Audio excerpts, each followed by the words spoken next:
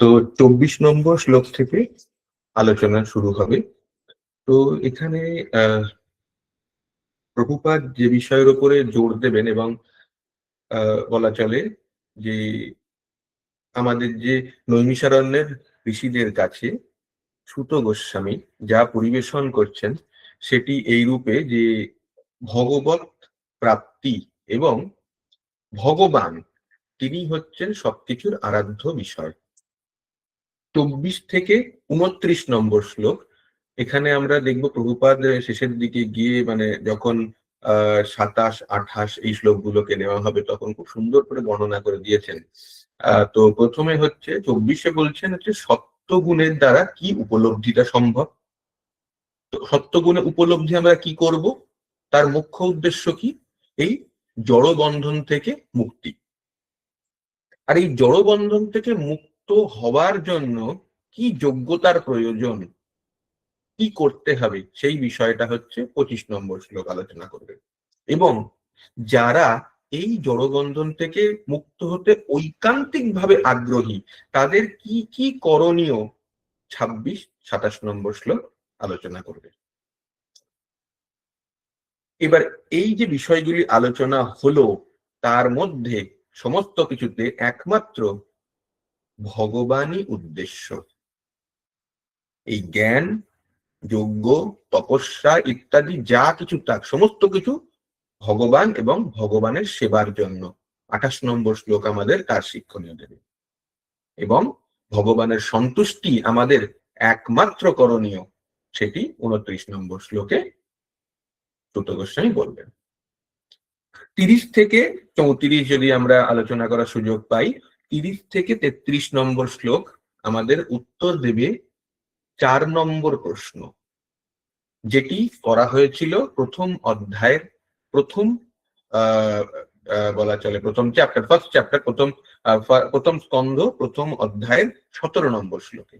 এবং 34 নম্বর যে শ্লোকটি সেটি হচ্ছে উত্তর তৃতীয় প্রশ্নের, যেটি প্রথম স্কন্ধ প্রথম অধ্যায়ের 12 নম্বর শ্লোকে জিজ্ঞাসা করা হয়েছিল। তো আমরা 24 নম্বর শ্লোক নেব এবং এখানে বেশ কিছু ভগবদ গীতার শ্লোকও পাশে পাশে আমরা আলোচনা করতে থাকবো, কারণ প্রভুপাদ একের পরে তাৎপর্য বলে যাবেন এবং সেই শ্লোকগুলো পড়লে আমাদের সুবিধা হবে। তো যদি কেউ পড়তে ইচ্ছুক হন হাত তুলতে পারেন। তো আমরা ভগবদ গীতার শ্লোকও কিন্তু বলবো, তাহলে সেক্ষেত্রে ভগবদ গীতা হাতে রাখলে ভালো হয়। ঠিক আছে, তো আগে মাতাজি হাত তুলেছেন। মাতাজি 24 নম্বর শ্লোকটা পড়ুন এবং শ্লোক এবং অনুবাদ পড়ুন। অমিত মন্ডল প্রভৃতি মাতাজি প্রণাম। প্রণাম পড়ুন। শ্লোক নম্বর 24। পার্থিবাত্তারুণ ধূমস্তস্মাৎ গুণীস ত্রয়ীময়া তমো সত্য রজস্তস্মাৎ সত্যম যৎ ব্রহ্ম দর্শনম। অনুবাদ: কাঠ হচ্ছে মৃত্তিকা বিকার, কিন্তু ধোয়া কাঠ থেকেও শ্রেয়, আর অগ্নি তার থেকেও শ্রেয়, কেননা অগ্নির দ্বারা বৈদিক যজ্ঞের মাধ্যমে উচ্চতর জ্ঞান লাভ করা যায়। তেমনি রজগুণ তমগুণ অপেক্ষা শ্রেয়, কিন্তু সত্যগুণ সর্বশ্রেষ্ঠ, কেননা সত্যগুণের দ্বারা আমরা পরম সত্যকে উপলব্ধি করতে পারি। হরে কৃষ্ণ প্রভু। হরে কৃষ্ণ, ধন্যবাদ। তো এখানে কি বলছেন যে শ্লোকের তাৎপর্য হচ্ছে যে বৈদিক যজ্ঞের মাধ্যমে উচ্চতর জ্ঞান লাভ করা যায়, তেমনি তমগুণ অপেক্ষা রজগুণ তমগুণের থেকে শ্রেয় এবং রজগুণের থেকে সত্যগুণ শ্রেয়। তাই জন্য কি সত্যগুণ সর্বশ্রেষ্ঠ, কেননা সত্যগুণের দ্বারা আমরা পরম সত্যকে উপলব্ধি করতে পারি। তো প্রভুপাদ আমাদেরকে এখানে তাৎপর্য সম্পূর্ণরূপে বলবেন যে এই সত্যগুণে আমাদেরকে পৌঁছতে হবে।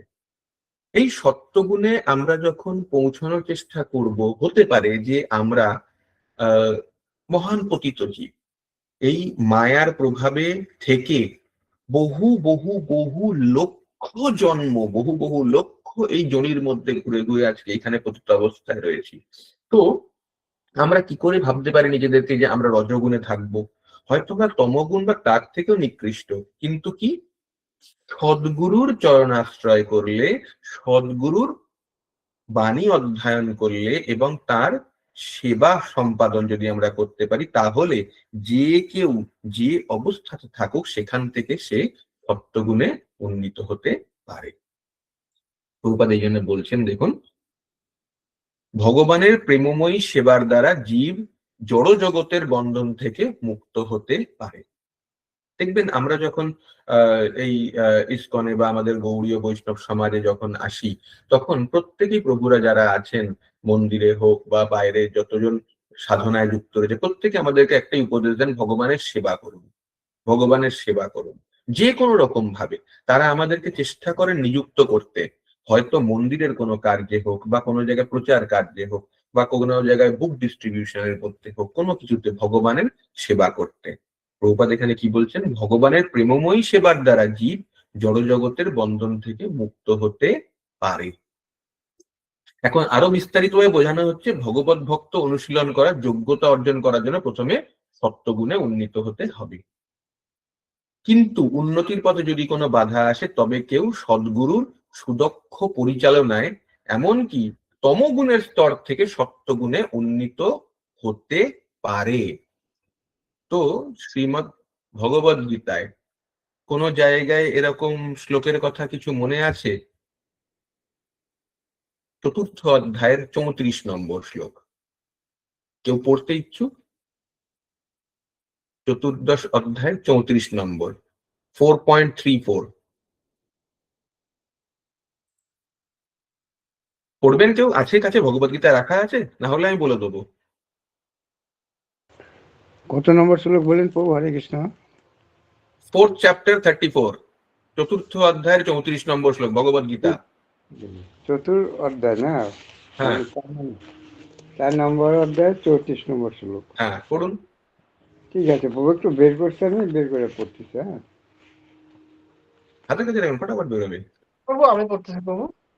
পড়ুন, এরপর পরেরটা দিচ্ছি, অনেক শ্লোক আছে, অনেক শ্লোক আছে। ঠিক দেবো আছে। আপনাকে। শ্রীমদ্ ভাগবত যথাযথ চতুর্থ অধ্যায় জ্ঞান যোগ,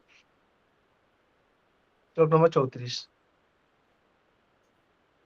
তদ্বিধি প্রতিপাতেন পরিপ্রশ্ন সেবয়া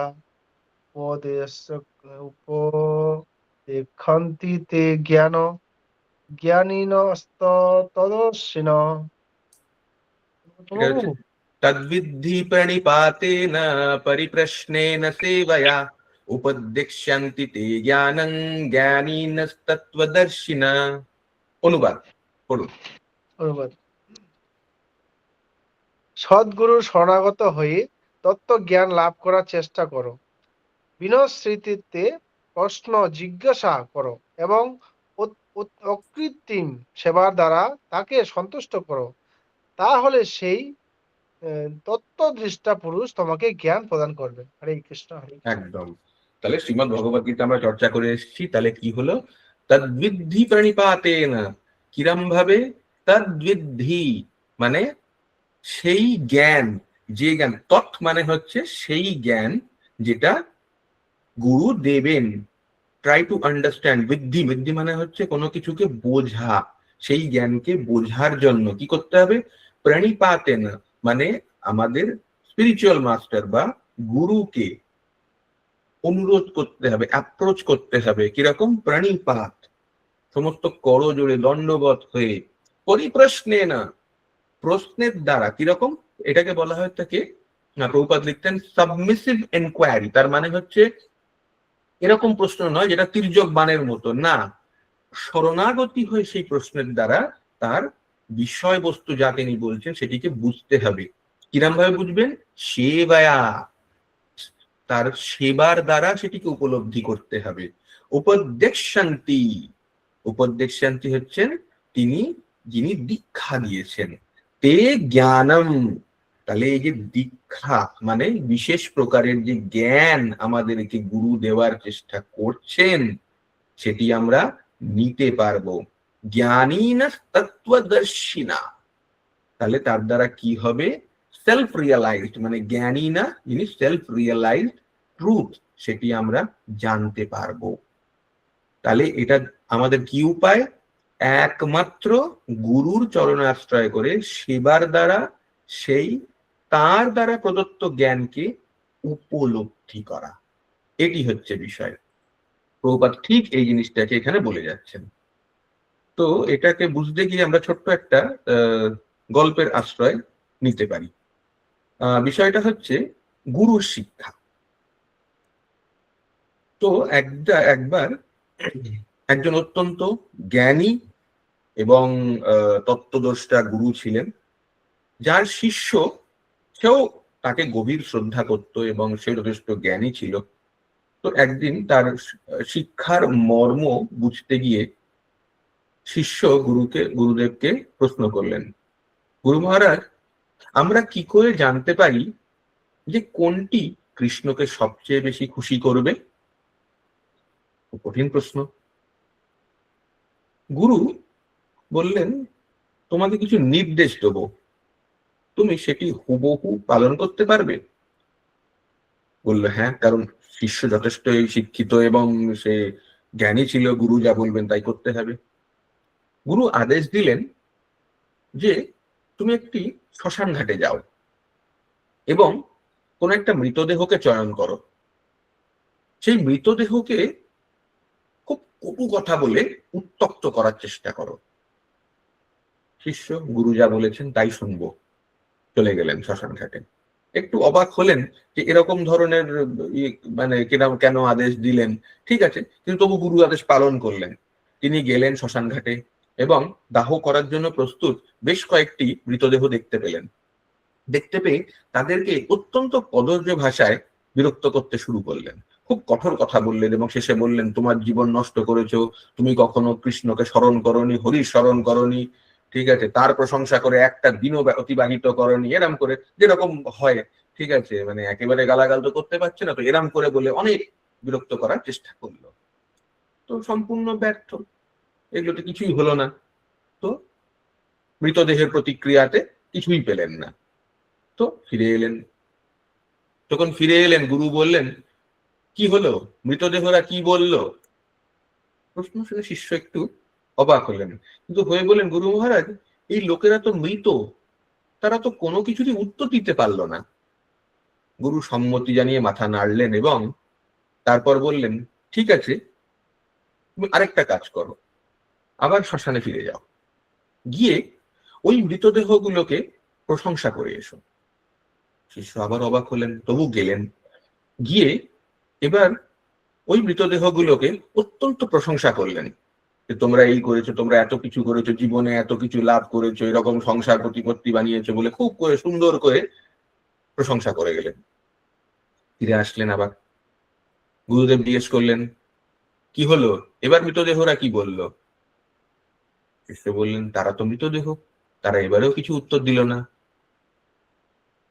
গুরু বললেন, যেমন মৃতরা তোমার প্রশংসা বা অপমানের উত্তর দেয়নি, ঠিক যেমন তুমি সাধারণ মানুষের কাছ থেকে প্রশংসা বা সমালোচনার দ্বারা অহংকারে ফুলে ফেপে ওঠা উচিত নয়, তেমনি সাধারণ মানুষের দ্বারা কোনো রকমের অত্যাচারমূলক বা বিদীর্ণমূলক কথায় আঘাত পেয়ে দুঃখিত হওয়া উচিত নয়।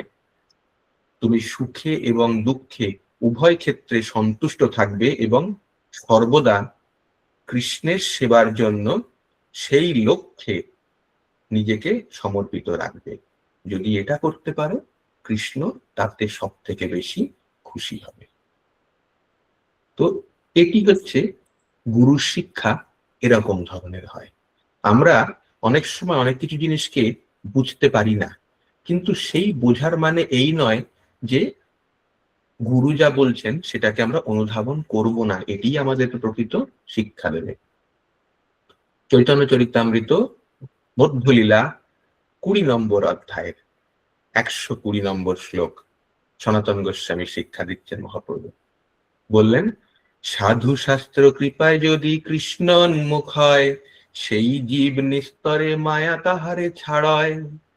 সাধু শাস্ত্র কৃপায় যদি কৃষ্ণ উন্মুখ হয়, তবে জীবকে মায়া ছাড়বে, সেই জীব নিস্তরে মায়া তাহারে ছাড়য়। তাহলে সাধু শাস্ত্রের কৃপা হতে হবে, গুরুদেব শাস্ত্রের মাধ্যম দিয়ে যে কৃপা করছেন তবেই আমরা কৃষ্ণোন্মুখ হতে পারবো। ঠিক পরের শ্লোকে মহাপ্রভু বলে গেলেন, দৈবী হেষা গুণাময়ী মম মায়া দূরত্বায়া মামে বৈয়ে প্রপদ্যন্তে মায়া মেতাং তরন্তি তে।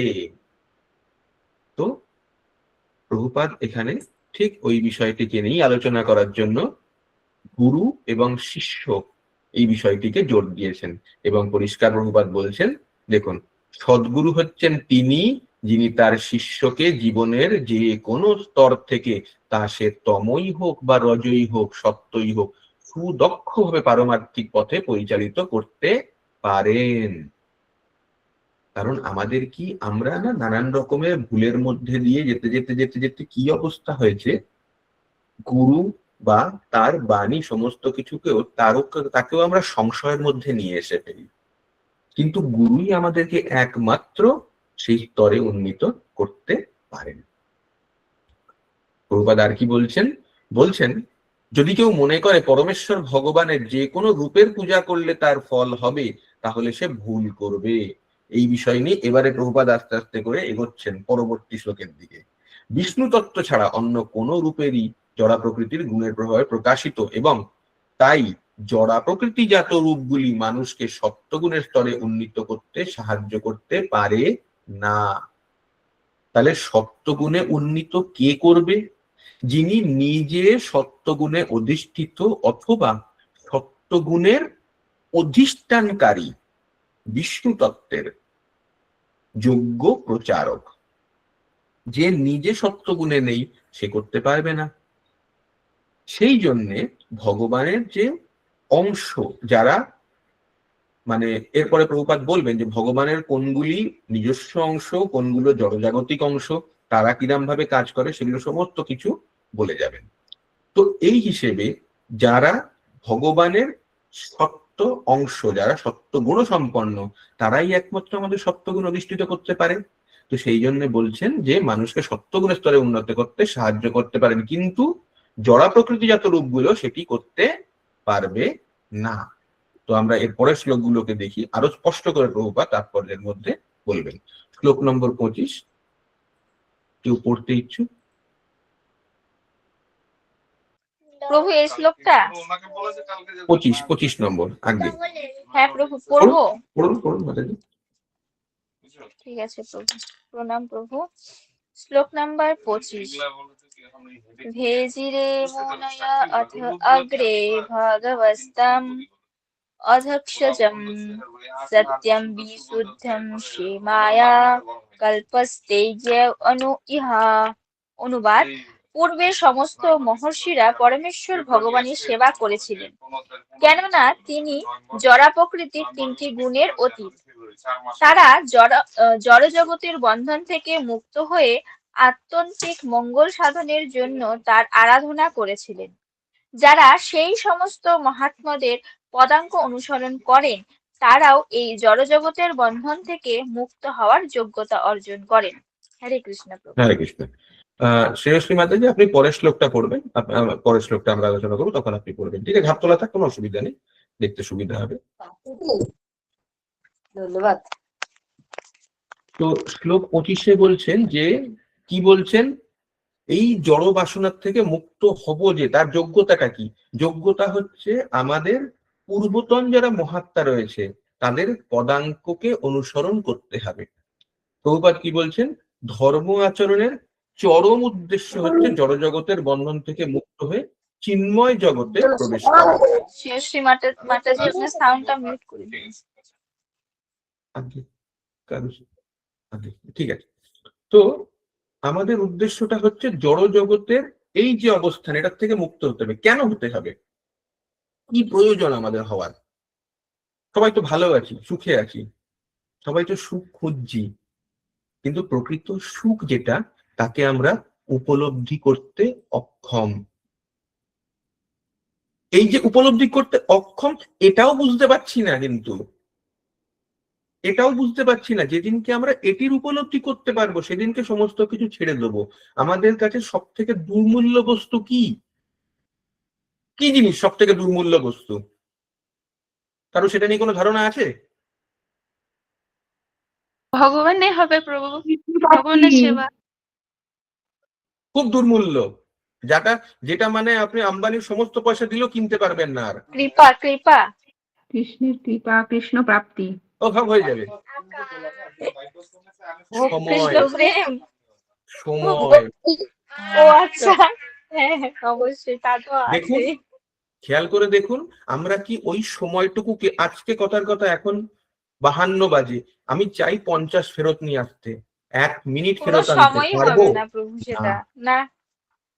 সমস্ত পয়সা যদি ঢেলে দেয় কেউ, যদি সমস্ত পয়সা, সমস্ত পৃথিবীর পয়সা ঢেলে দেয়, ফেরত কিন্তু আসবে না। এবং আমরা এই সময় সম্পর্কে অতিবাহিত নই, আমরা এর সম্বন্ধে অবগত নই, জানি না, এটা সম্বন্ধে জানি না। আমরা সবাই বিশ্বাস করি যে পরবর্তী মুহূর্তে আমরা বেঁচে থাকবো। যদি আমরা পরবর্তী মুহূর্তে বেঁচে থাকি তাহলে কি করব সেটির হিসেব নেই। কেন? যদি পরবর্তী মুহূর্তে বেঁচে না থেকে মরে যাই, তাহলে আমার কি কি করা উচিত ছিল? অন্তকালে চ মামেব স্মরণ মুক্তা কলেবরম, যে শেষ মুহূর্তে আমাকে মনে করে দেহ ত্যাগ করবে, সা প্রয়াতি সমদ্ভাবং ইয়াতি নাস্তত্র সংশয়া, সে আমাকে প্রাপ্ত হবে। কিন্তু সেটি কি আমরা করতে পারছি না? আমরা আমাদের যে সময়, সেটা যে অতিবাহিত হয়ে যাচ্ছে, তাকে ফেরত আনতে পারছি না। সময় কিরম ভাবে বয়ে যাচ্ছে? নদীর স্রোতের মতো। যেরকম নদীর স্রোত কখনো দাঁড়িয়ে থাকে না, দিন হোক রাত হোক সারাক্ষণ চলে যাচ্ছে। দেখুন, সময় কিন্তু সারাদিন চলে যাচ্ছে, সমস্ত সময় নষ্ট হয়ে যাচ্ছে। বাল্যকাল থেকে এখন কৈশোর, বার্ধক্য, এরপরে জরা হবে, মরে যাব, এইরকম ভাবে বহু জন্ম চলে এসছে। তাহলে এই যে বহু জন্ম চলে এসছে, তার উদ্দেশ্যটা কি? আমাদের যে এইখানে উদ্দেশ্য কি? সংসার বড় করা, বাচ্চা কাচ্চা সামলানো, বাচ্চা কাচ্চা বড় হয়ে গেল, ছেড়ে ছুড়ে দিয়ে চলে গেল, তারপরে বুড়ো বুড়ি থাকলো, বুড়ো বুড়ি মরে গেল। এই তো করছি, প্রত্যেকবারেই করছি। এবং এইটার জন্যই যেটা হচ্ছে, মহাপ্রভুও বলেছেন, সেটা আমার এক্সাক্ট শ্লোকটা একবার দেখতে হবে, মানে বহু বহু জন্ম, কোটি কোটি জন্ম যখন যাবে, সেই কোটি কোটি জন্মতে আহ just a minute, আমি বিয়ে করছি, চৈতন্য চরিতামৃতের যতদূর মনে হয় 19 নম্বর, 19.147 হওয়ার চান্স আছে, 147 যতদূর মনে হয়। হ্যাঁ, চৈতন্য চরিতামৃতের মধ্যলীলা 19 নম্বর অধ্যায়ের 147 নম্বর শ্লোকে মহাপ্রভু বলবেন, ধর্মচারী মধ্যে বহুত কর্মনিষ্ঠ, কোটি কর্মনিষ্ঠ মধ্যে একজন জ্ঞানী শ্রেষ্ঠ। মানে কোটি কোটি কর্মনিষ্ঠ, প্রথমে তো ধর্ম করতে হবে, সেই ধর্ম যতজন করলো তার মধ্যে কেউ কর্মনিষ্ঠ হবে, সেরকম কোটি কোটি কর্মনিষ্ঠের মধ্যে একজন জ্ঞানী শ্রেষ্ঠ। কোটি জ্ঞানী মধ্যে হয় একজন মুক্ত, কোটি কোটি জ্ঞানী এরকম হলো, তার মধ্যে একজন মুক্ত হবে। এরকম কোটি মুক্ত মধ্যে দুর্লভ এক কৃষ্ণ ভক্ত। কৃষ্ণ ভক্তিটা এতটাই দুর্লভ, কিন্তু সেই বিষয় সম্বন্ধে আমাদের ভ্রুক্ষেপ একটু কম, কারণ আমাদের সেই জাগরণটা হয়নি। সেই জাগরণে কি উদ্দেশ্য আমাদের? মুক্ত হয়ে চিন্ময় জগতে ফেরত যাওয়া। তার মানে কি একটা কোনো লোক রয়েছে, সেই লোকের মধ্যে গিয়ে আমরা বসে যাব, সেখানে ঘর বাড়ি বাঁধবো, দানা বাঁধবো? না, না, এই বিষয়টাও বোঝার দরকার আছে যে না, ব্যাক টু গডের, ব্যাক টু গডের মানে গোলক বৃন্দাবন থেকে একটা রথ আসবে, আমরা বসবো, বসে সুন্দর করে সেখানে চলে যাব, না, এই বিষয়ে বোঝার দরকার আছে। আমি চেষ্টা করছি তাড়াতাড়ি যদি এগোতে পারি তাহলে আমরা আলোচনা করতে, প্রভুপাদ কিছু জায়গাতে বলে যাবেন, প্রভুপাদ সব বলে গেছেন, আমরা ধরতে পারি না। এই জন্য ওই জায়গাটা যদি ধরি আমরা, তাহলে পরিষ্কার হয়ে যাবে কেন, কোথায় যেতে হবে, what is back to god head, সেই জায়গাটা।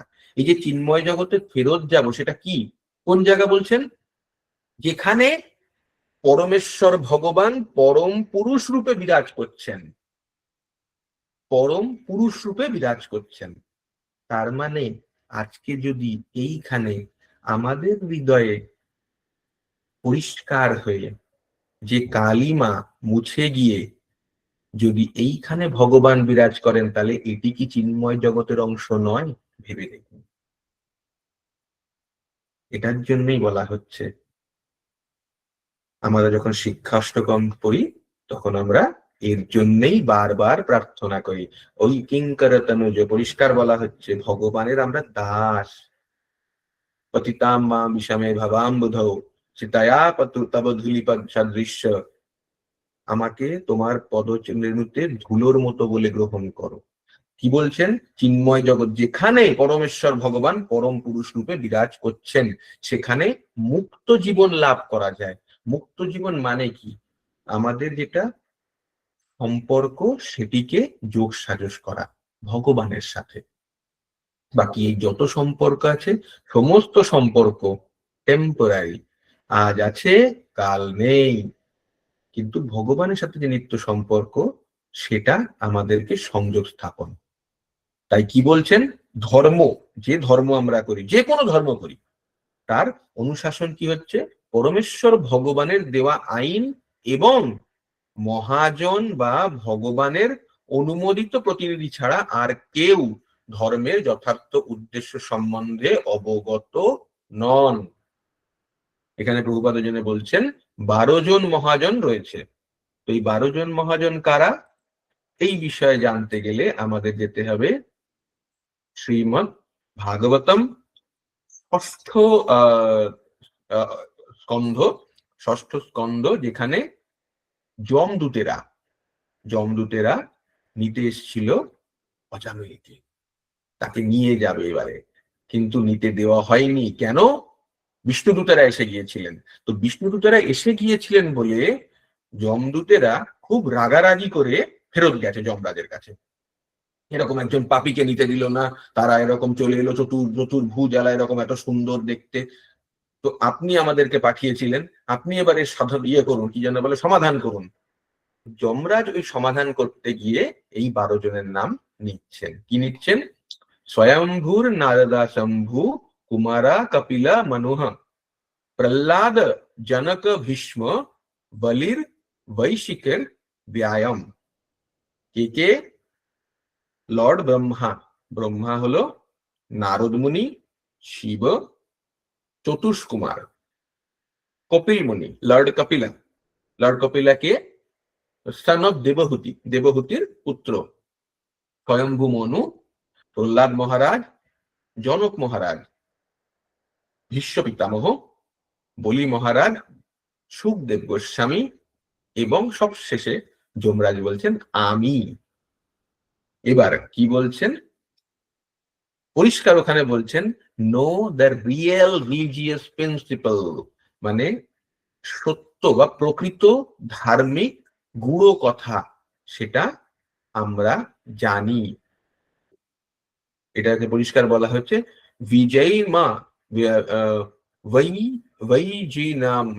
মা ধর্মমটাকে ওখানে ব্যবহার করা হচ্ছে নোন রিলিজিয়াস প্রিন্সিপাল। আমরা এই ধর্মকে জানি। কোন ধর্ম? যেটা আমাদের প্রকৃত ধর্ম। কোথায় পাবো?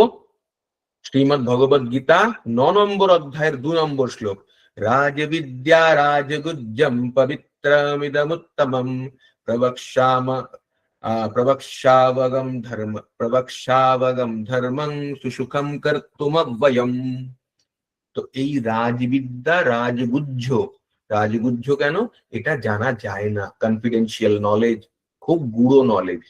এটা কি? এটা অত্যন্ত পবিত্র এবং এটাকে হচ্ছে মানে অত্যন্ত উত্তম, সর্বোত্তম যেটাকে বলা হয়ে থাকে সেইটা। এবং সেটা কি?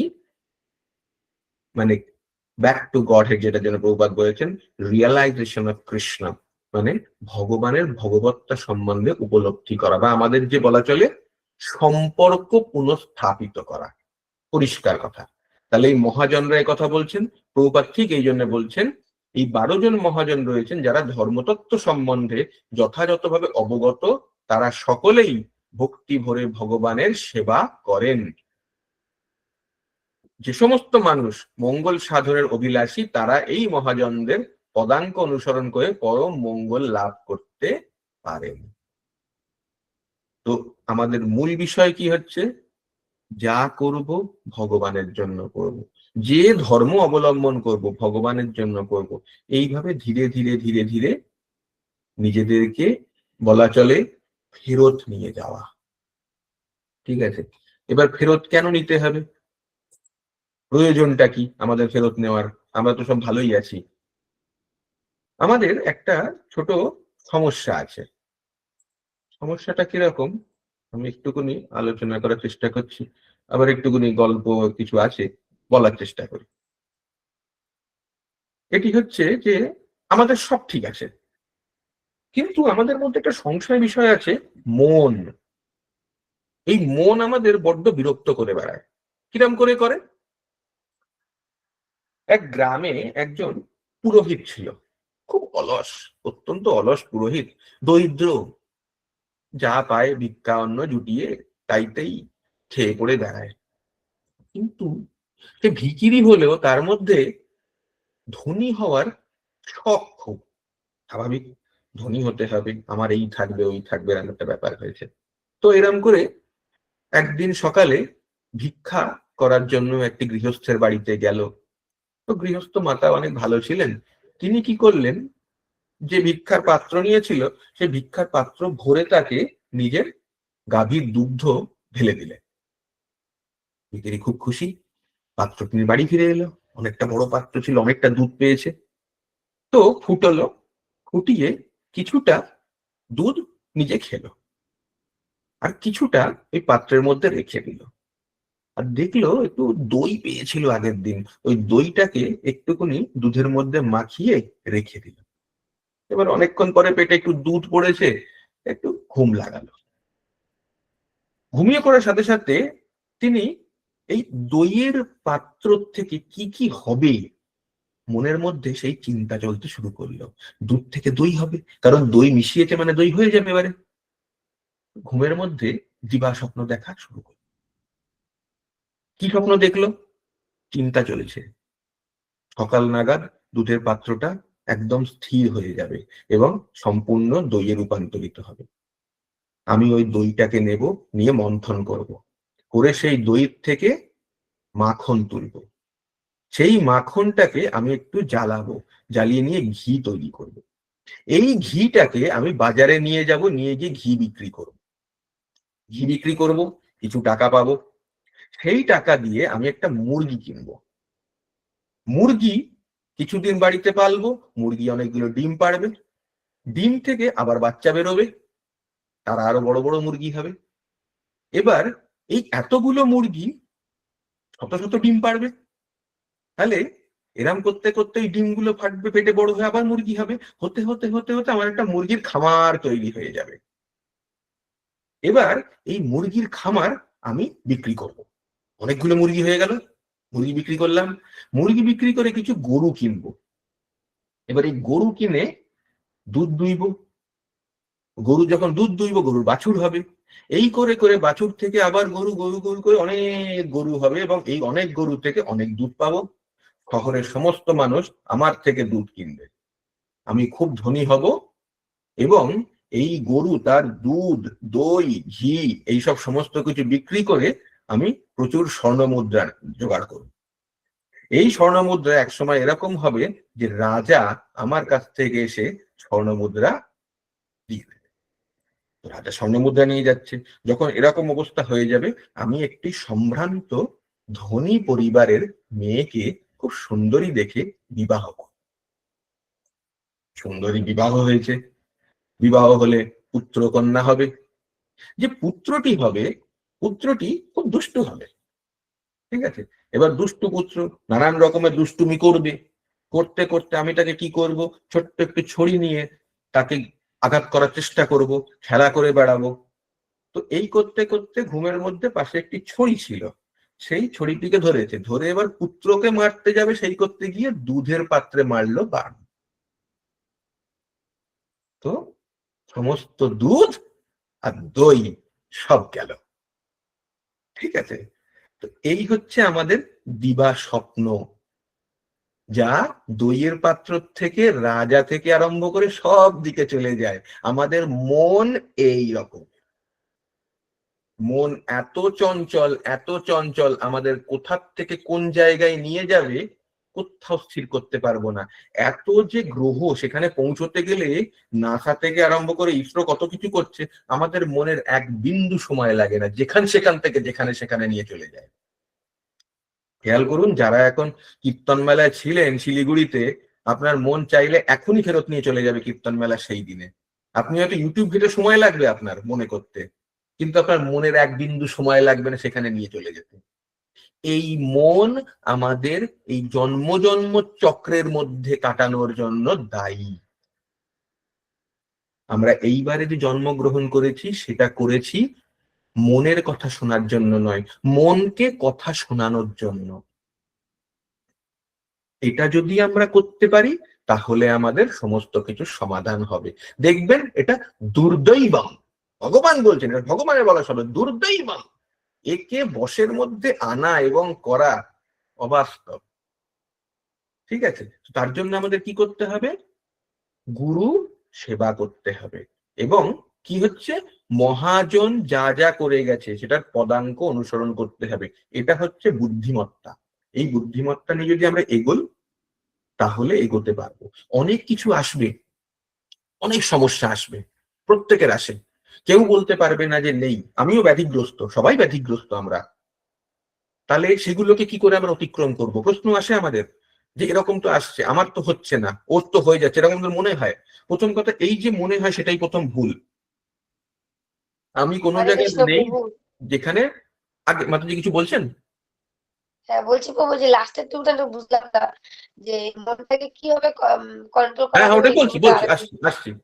আসছি। এবার এই বিষয়টিকে কি করে হবে?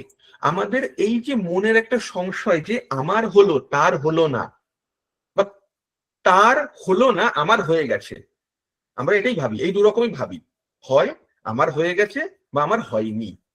আমরা এটাকে কখন ব্যবহার করি? যখন আমরা তুল্য করি, কোনো কিছুতে দাঁড়িপাল্লায় ওজন করি কোনো কিছুকে, সেটা করার আমার কোনো যোগ্যতা নেই। এই যোগ্যতা নেই কেন? তার কারণ দশবিধ নাম অপরাধ মাথার মধ্যে একেবারে যদি আমরা গেঁথে নিই, তাহলে আমাদের যোগ্যতা কোনো জায়গাতে নেই। এটা আমাদের মন আমাদের ভুলভ্রান্তি করায়। তাহলে করবো কি করে? দেখুন, অনেক কিছু আসবে, অনেক সমস্যা আসবে, প্রত্যেকের সমস্যা আছে। আমাদের ইন্দ্রিয় যেগুলো আছে, এই ইন্দ্রিয়গুলোর কাজই হচ্ছে স্বাদ আস্বাদন করা।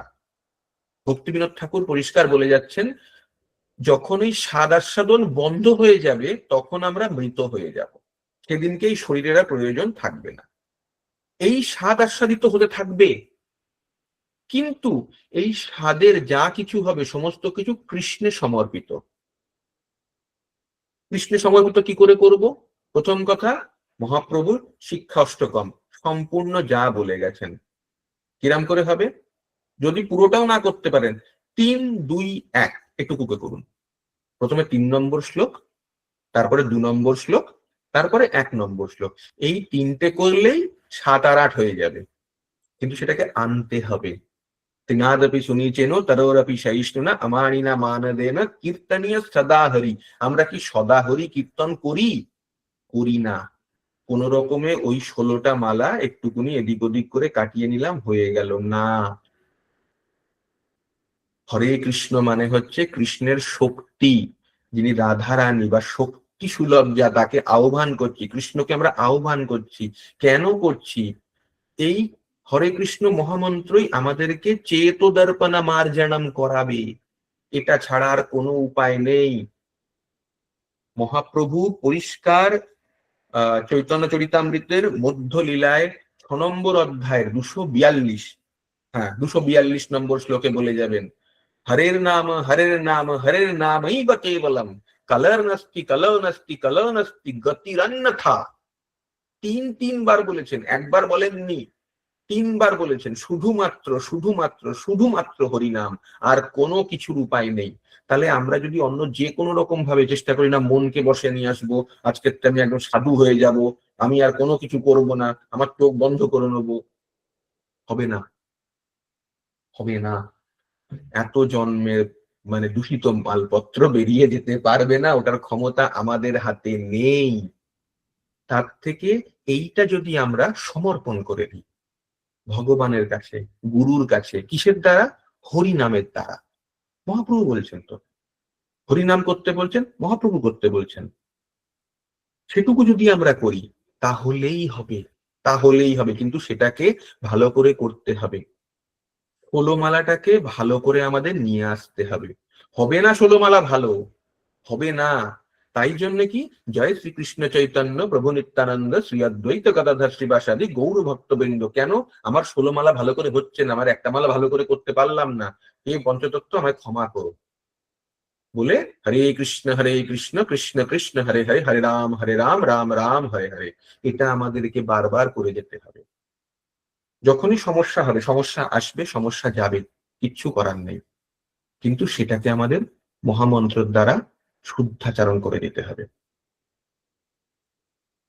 মানে এটা মানে এরকম হচ্ছে যে, আমি এক্সাক্ট কথাটা ভুলে যাচ্ছি। এটা বলতেন আমাদের রাধা গোবিন্দ মহারাজ, বলতেন যে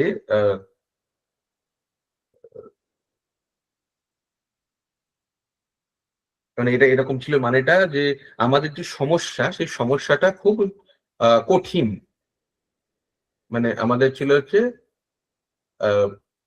মানে সমস্যাটা অত্যন্ত মানে আমাদের পরিষ্কার বলতো, কৃষ্ণ অত্যন্ত কঠিন, মানে বলা চলে যে মানে রক্ষক হামারে তগড়া হ্যায়, এরম করে মহারাজ কথাটা বলতেন। ঠিক আছে, তো রক্ষক হামারা তগড়া হ্যায়, তার মানে হচ্ছে যে ভগবান নিজের জায়গায় দাঁড়িয়ে সম্পূর্ণ সঠিকভাবে করে যাচ্ছেন, বলে যাচ্ছেন, আমাদের সেটাকে কি শুনতে হবে। সেই জায়গাটা আমাদেরকে ভুললে চলবে না কোনো রকম ভাবে। ঠিক আছে, তাহলে আমাদের কি করতে হবে? মুক্তির জন্য আমাদের লালসা হতে হবে। মুক্তি, কিসের মুক্তি? এই যে চক্রাকারে যে আবর্তন হচ্ছে, এটার থেকে, জন্ম মৃত্যু জরা ব্যাধি যেখানে হোক, জন্ম মৃত্যু হোক, কোনো অসুবিধা নেই, কিন্তু যা কিছু হবে সেখানে যেন ভগবানকে আমরা না ভুলি, ভগবত তত্ত্বকে না ভুলি। আমরা ভুলে গেছি, ভুলে গেছি। একজনেরও কি মনে আছে এখানে সম্পর্ক? যেদিন সম্পর্ক মনে পড়বে সেদিন সে ভাব স্তর প্রাপ্তি হবে, ভাব স্তর প্রাপ্তি হয়ে যায় সম্পর্ক মনে পড়লে, এরকম হয়। ঠিক আছে, তো সম্পর্ক সত্যি কথা আমরা ভুলে গেছি, আমাদের কাছে এটা ভুলে মনে করা। তাহলে মনে করতে গেলে আমাদের কি করতে হবে? তার প্রতি ঐকান্তিক ভাবে আগ্রহ পরায়ণ হতে হবে। 26 নম্বর শ্লোক আমরা দেখি প্রভুপাদ কি বলছেন এই আগ্রহ পরায়ণতার উপরে। শ্লোক নম্বর 26। শ্রেয়শ্রী মাতাজি আপনি পড়ুন 26 নম্বর শ্লোক। হরে কৃষ্ণ, বহু প্রণাম। হরে কৃষ্ণ, প্রণাম। হিতা ভূতপতি নথো কলশন্তা ভাজন্তি হচুরভ। বলছে, অনুবাদ বলছে, যারা মুক্তি লাভের জন্য ঐকান্তিকভাবে আগ্রহী তারা অবশ্যই অসুরাহিত ও এবং তারা সকলের প্রতি শ্রদ্ধাপরায়ণ। তথাপি তারা ভয়ঙ্কর আকৃতি বিশিষ্ট দেব দেবীদের ত্যাগ করে কেবল পরমেশ্বর ভগবান শ্রী বিষ্ণু এবং তার অংশ অবতারদের নিত্য আনন্দময় রূপের আরাধনা করেন। হরে কৃষ্ণ প্রভু। একদম পরিষ্কার কি বলছেন, যে যারা মুক্তি লাভের জন্য ঐকান্তিক ভাবে আগ্রহী। আমরা যদি নিজেদের খোলমালা যা বলা হয়েছে সেটাকে আমরা যদি হুবহু পালন করতে থাকি এবং আমরা যদি আগ্রহী হই, তাহলে কি হবে? তারা অবশ্যই অসুয়াহিত, এটা মানে হচ্ছে এটা হচ্ছে বিদ্বেষপূর্ণ নয় তারা। ঠিক আছে, তারা সমস্ত বিদ্বেষ ভাব কাটিয়ে, তারা কারোর প্রতি হিংসা দেশ প্রবৃত্তি এরকম রাখে না। ঠিক আছে, সেরকম ভাবে না করে প্রত্যেকের প্রতি শ্রদ্ধা পরায়ণ, প্রত্যেকের প্রতি শ্রদ্ধা পরায়ণ হতে হবে। কারোর প্রতি কোন রকমের দেশ ভাব রাখলে চলবে না। যদি এটা আমরা করি, তার সাথে আর কি করতে হবে? তথাপি ভয়ঙ্কর আকৃতি বিশিষ্ট দেব দেবীকে ত্যাগ করে কেবল পরমেশ্বর শ্রী বিষ্ণু এবং তার অংশ অবতারদের নিত্য আনন্দময় রূপের আরাধনা করেন। প্রভুপাদ বলছেন, এই জন্যে স্পষ্ট করে দিচ্ছেন আরো, যে সমস্ত বিষ্ণু তত্ত্বের আদি পুরুষ হচ্ছেন ভগবান শ্রীকৃষ্ণ। তিনি নিজেকে দুরকম ভাবে বিস্তার করেন, পূর্ণ অংশ, বিভিন্ন অংশ। বিভিন্ন অংশগুলি হচ্ছে তার সেবক, আর বিষ্ণু তত্ত্বের পূর্ণ অংশ হচ্ছে সেব্য, একজন সেব্য আর একজন তার সেবক। ঠিক আছে, এবার এই যে ভগবানের বিভিন্ন অংশরা হলো, তারা যেহেতু বিভিন্নাংশ, তাদের শক্তি সীমিত। ঠিক আছে, এবং তাদের যেটুকু শক্তি ভগবান দেওয়ার দরকার বলে মনে করেছেন তা দিয়েছেন। ভগবানের বিভিন্ন অংশ জীবেরা সীমিত শক্তি সম্পন্ন, তারা বিষ্ণু তত্ত্বের মতো অনন্ত শক্তি সম্পন্ন নয়। তাই কখনো বিষ্ণু তত্ত্বদের জীব তত্ত্বের সম পর্যায়ভুক্ত বলে মনে করা উচিত নয়। আমাদেরকে বলছেন কলিযুগের মূর্খ লোকেরা এই দুটি তত্ত্বকে সমান বলে প্রচার করে ভগবানের চরণে গর্হিত অপরাধ করে। তাই আমাদের যে মূল্যবান বিষয়, একটু আগে বললাম আমাদের কাছে অত্যন্ত মূল্যবান সময়, সেই সময়টুকুকে শুধুমাত্র ভগবানের চরণেই অর্পণ করতে হবে। অন্য কোনো দেব দেবী বা কারুর প্রতি করলে অসুবিধা কিছু নেই, সময় লাগবে। যারা এইবারেই যেতে চায় বা তারা লালসাযুক্ত যে আমাকে ভগবত প্রাপ্তি করতে হবে বা আমাদের back to god head, Prabhupada যা বলেছে সেটা করতে হবে, যদি সেটা তার প্রতি লালসায়িত হয় তাহলে তার একমাত্র উপায় এটা। উদাহরণস্বরূপ প্রভুপাদ বলছেন, ওই জন্য আমি দুটো ব্র্যাকেট দুদিকে করেছি, জড়া প্রকৃতির পরিপ্রেক্ষিতে এই সমস্ত বিভিন্ন অংশদের বিভিন্ন পদ রয়েছে, তাদেরকে দায়িত্ব দেওয়া হয়েছে, এবং তার কয়েকটি হলো কাল ভৈরব, শ্মশান ভৈরব, শনি, মহাকালী, চণ্ডিকা ইত্যাদি। যে মানুষ তমগুণের গভীরতম স্তরে অধিষ্ঠিত তারাই এই সমস্ত দেবতাদের পূজা করে। ব্রহ্মা, শিব, সূর্য, গণেশ এই ধরনের দেবতাদের রজগুণের দ্বারা প্রভাবিত জড়ভোগাচ্ছু মানুষদের দ্বারা পূজিত হন। কিন্তু যারা সত্যগুণে অধিষ্ঠিত তারা কেবল বিষ্ণু তত্ত্বদেরই আরাধনা করেন। বিষ্ণু তত্ত্বদের বিভিন্ন নাম এবং রূপ রয়েছে, যেরকম নারায়ণ, দামোদর, বামন, গোবিন্দ, অধক্ষজ ইত্যাদি। তো যে যেরকম চায় সে সেই রকম ভাবে পূজিত করতে পারে, তাতে কোনো অসুবিধা নেই। কিন্তু যারা নিজেরা সত্যগুণ প্রাপ্তির জায়গায় নেই তারা আমাদেরকে সত্যগুণের প্রতিষ্ঠান করাতে পারবে না। আর ভগবত প্রাপ্তি সত্যেরও উপরে, শুদ্ধ সত্যে। আমরা ভগবত গীতা যখন আলোচনা করেছিলাম এই বিষয়টাকে নিয়ে আলোচনা করেছিলাম, শুদ্ধ সত্যে অবস্থান করতে হবে, তবে গিয়ে হবে। প্রভুপাদ তাই বলছে শুদ্ধ সত্যে সত্যগুণে তো আগে আসতে হবে।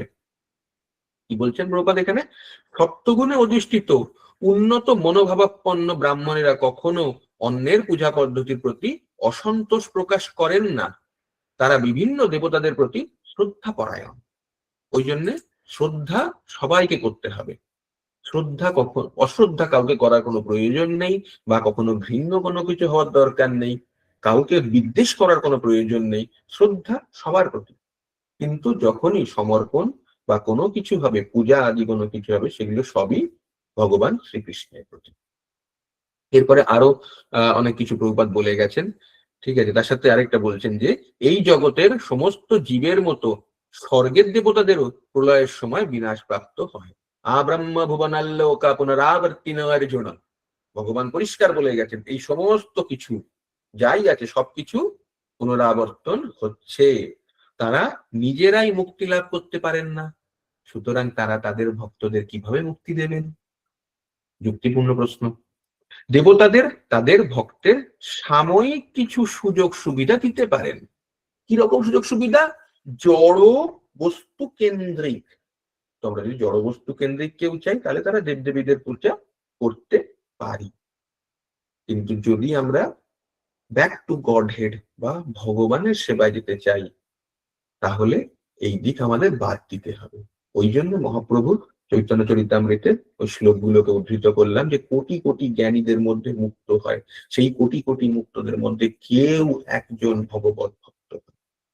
ওই জায়গাটা মহাদুর্লভ।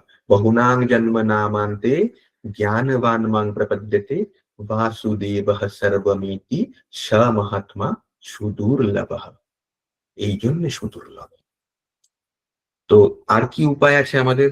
27 নম্বরে প্রভুপাদ বলছেন আর একটুখানি 27 নম্বর শ্লোক কেউ পড়তে ইচ্ছুক? আমি পড়বো? পড়ছি।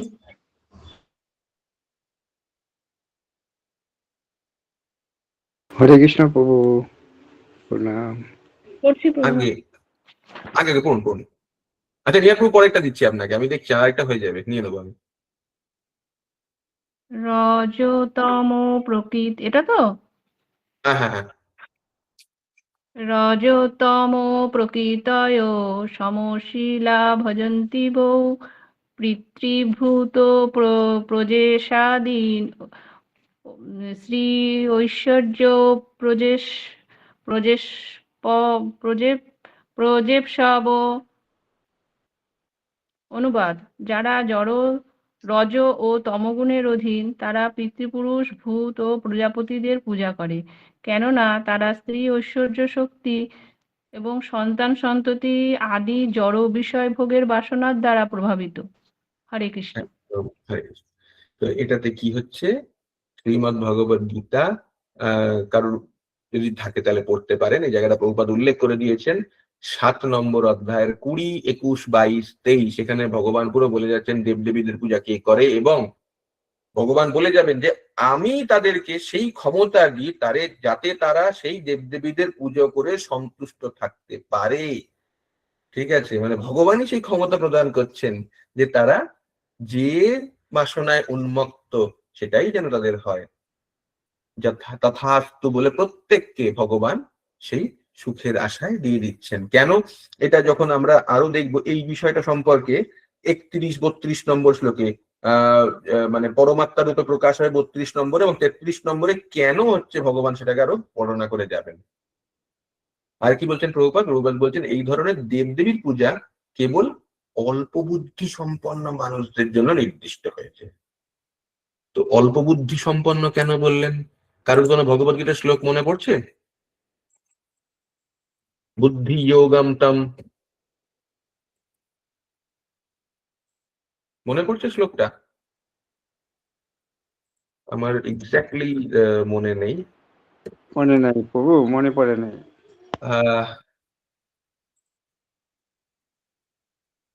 যতদূর মনে পড়ছে 10 নম্বর অধ্যায় হওয়ার কথা। 10 নম্বর অধ্যায় আমি ভুলে গেছি এক্স্যাক্টলি। হ্যাঁ, তেষাং সতত যুক্তানাং ভজতাং প্রীতিপূর্বকম দদামি বুদ্ধি যোগং তম येन মামুপয়ন্তি তে। তাহলে ভগবানের উপাসনা যারা করে তাদেরকে ভগবান বুদ্ধি দেন। কি দেন? তেষাং সততযুক্তানাং, সততযুক্ত, সারাক্ষণ সব সময় ভগবানের সেবা, ভগবানের নাম কোনো না কোনো রকম ভাবে কি করছে? ভজন্তং প্রীতি পূর্বকম, ভজনা করছে। কিসের দ্বারা? জোর করে না, এই করতে হয় করছি, এই মহামন্ত্রটা বলেছে তাই করে নিচ্ছি না, প্রীতিপূর্বকম, ভালোবাসার সাথে। এটা প্রভুপাদ ইংলিশে বলতেন লাভিং এক্সট্যাসি, মানে খুব ভালোবাসার সাথে, সহমর্মিতার সাথে, ভগবানই আমার সমস্ত কিছু, এরকম ভাবে যারা করে তাদেরকে আমি কি করি? বুদ্ধি যোগম। তো ভগবান তাদেরকে বুদ্ধিযোগ দান করেন। তাই জন্য প্রভুপাদ কি বললেন? দেবদেবীর পূজা কেবল অল্প বুদ্ধি সম্পন্ন মানুষদের জন্য নির্দিষ্ট হয়েছে। কারণ আমাদের কখনোই জড় সুখ ভোগের বৃদ্ধির বাসনা করা উচিত নয়। কেন? জীবনের উদ্দেশ্য হচ্ছে এইখানে, জীবনের উদ্দেশ্য হচ্ছে জড় জাগতিক দুঃখ দুর্দশার নিবৃত্তি করা, সেগুলোকে বর্ধিত করা নয়। তো এই যে বলছিলাম যে আমাদের মনের যে বিকার, গল্পটা বললাম, ওই দুধের থেকে দই আর শেষমেশ হচ্ছে সোনা রাজা সব হয়ে গেল। ঠিক আছে, তো আমাদের মন কিন্তু আমাদের এগুলোকে বর্ধিত করার জন্য এগিয়ে নিয়ে যাবে। আচার্য কি বলছেন? জড়জাগতিক দুঃখ দুর্দশার নিবৃত্তি করা, এটা এই জীবনের উদ্দেশ্য।